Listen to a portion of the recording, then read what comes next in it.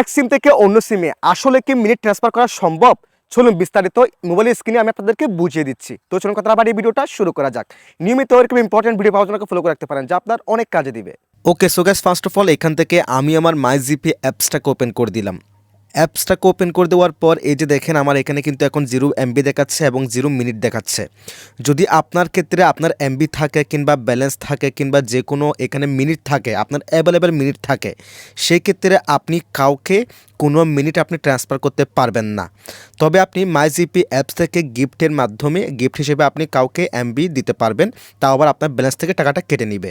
But এমন কোনো system নাই যে মিনিট ট্রান্সফার করা। যে কোনো সিমে কেউ যদি বলে মিনিট ট্রান্সফার করা যায়, তাহলে সে ভুয়া বলতেছে, সে ভাইরাল হওয়ার জন্য বলতেছে। ওরকম কোনো সিস্টেম নাই। তবে আপনারা চাইলে অনেকগুলো কোড আছে, আমি এর আগে ভিডিও মেক করেছিলাম, ওই কোডগুলোর মাধ্যমে আপনারা এক সিম থেকে অন্য সিমে ব্যালেন্স ট্রান্সফার করতে পারবেন।